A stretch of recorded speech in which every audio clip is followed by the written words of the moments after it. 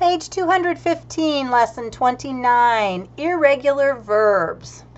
Do you remember what makes a verb an irregular verb? If you said it's because it's spelled differently when we change from past tense to present tense, you are correct.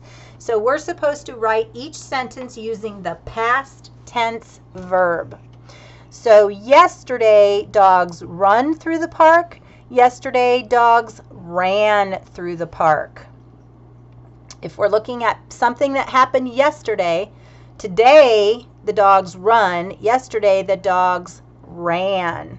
So please rewrite your sentence. Go ahead and circle ran and rewrite the whole sentence. Yesterday, comma, dogs ran through the park, period. Make sure you're starting with a capital letter and ending with a period, and use your comma in there, correct punctuation. Go ahead and pause so you can write the sentence. Number 2, two birds come after them, two birds came after them.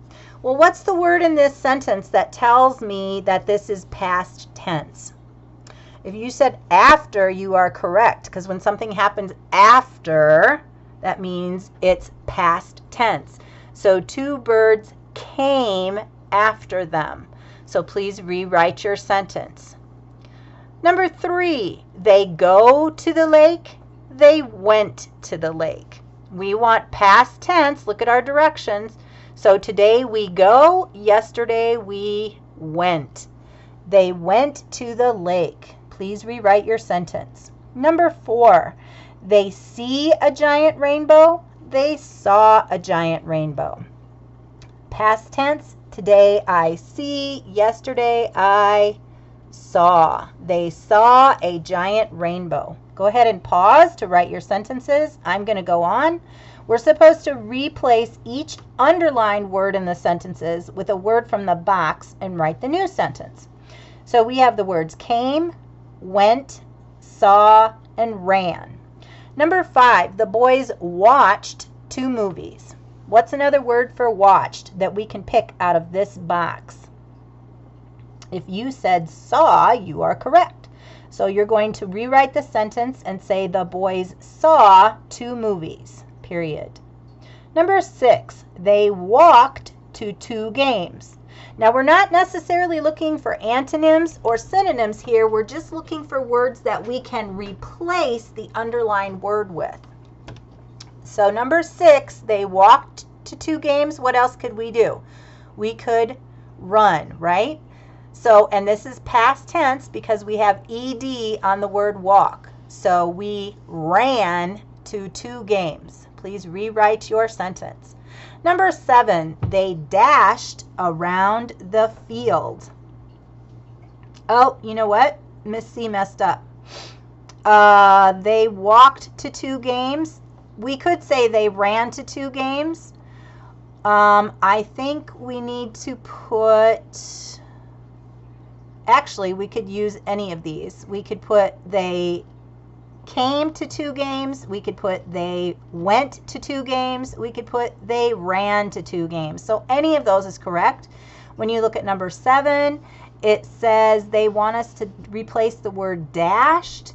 So if I dashed, that means I'm actually running. So they ran around the field. And number 8, then they traveled to my house.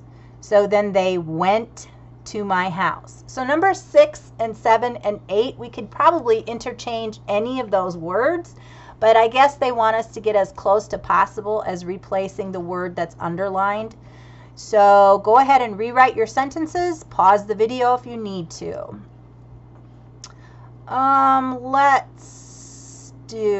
going to have you do page 216, even though we don't generally do the connect to writing, because I'm sure most of us haven't been doing much writing at home. So remember, we're looking to replace some words usually when we do this writing.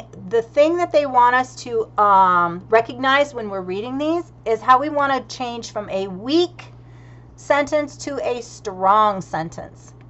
So the teacher gave tests to the teacher's class. Well, that's silly, because if the teacher gives tests, we know the teacher already because it's at the beginning of our sentence. So the second sentence gives us a better way to say that. The teacher gave tests to her class.